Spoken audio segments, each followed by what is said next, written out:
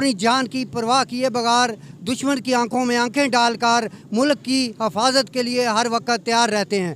तो इन पे डंडे बरसाने वाले, इन पे तनकीद करने वाले ज़रा अपने गिरेबान में झांक के देखें कि अगर वहाँ पे ये होते तो इनके घर वालों के दिल पे क्या गुजरती।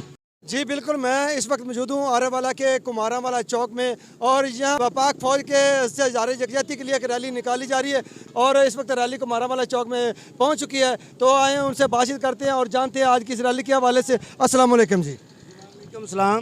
सर क्या कहेंगे आप, ये जो अटैक हुए हैं अपना अमलाक पर, सरकारी अमलाक पर, उसके बारे में आप क्या कहेंगे? हम इन्हें रिक्वेस्ट करते हैं कि हमें इतना मजबूर ना करें कि हम भी हथियार उठा लें। हम पाक फौज के साथ थे, हैं, रहेंगे इंशाअल्लाह। अमन हो या जंग, हम पाक फौज के संग। कौमी अमन कमेटी के प्लेटफार्म पे हमने ये रैली का इनेकाद किया है और जो दहशतगर्दी कर रहे हैं उन्हें बाज आना चाहिए। सबसे बड़ी दहशतगर्दी ये है कि इन्होंने कलमे का बोर्ड लगा हुआ था, उसको डंडे लगाए। क्या इन पे तो इन्हें रसालत नहीं बनती? ये कौन से मुसलमान हैं? अगर कोई गैर मुस्लिम ये काम करता तो सब ने ये उठाना था, बाज़ार बंद करने थे, आगे लगानी थी कि तो इन्हें रसालत बनती है। अब किसी को ख्याल नहीं आ रहा। पाक फ़ौज ही एक दायरा है जो हमारे साथ मुखलस है, लिहाजा हमें इनकी कुर्बानियों को नहीं भूलना चाहिए। उनसे पूछें जिनके बच्चे यतीम हो गए हैं और ये हमारी खातर जंग लड़ रहे हैं, बार्डरों पे शहीद हो रहे हैं, बाज़ारों पे शहीद हो रहे हैं। खुदा का नाम है, वोट जिसको जी चाहे दें, लेकिन खुदा रहा ये पाक फ़ौज पे पर बकवास मत करें, वरना हम भी रोड पे होंगे, आपका जीना महाल हो जाएगा।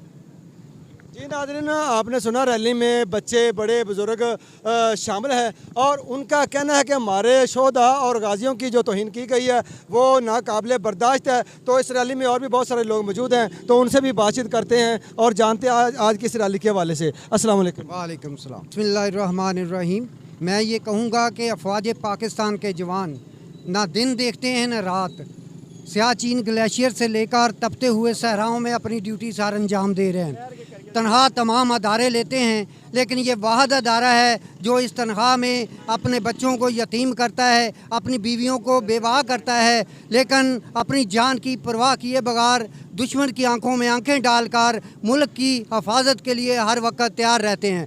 तो इन पे डंडे बरसाने वाले, इन पे तनकीद करने वाले ज़रा अपने गिरेबान में झांक के देखें कि अगर वहाँ पे ये होते तो इनके घर वालों के दिल पे क्या गुजरती। तो इसलिए सियासत को सिर्फ सियासत समझ के चलाना चाहिए, ना कि उसे गलाजत बना देना चाहिए। Thank you ji.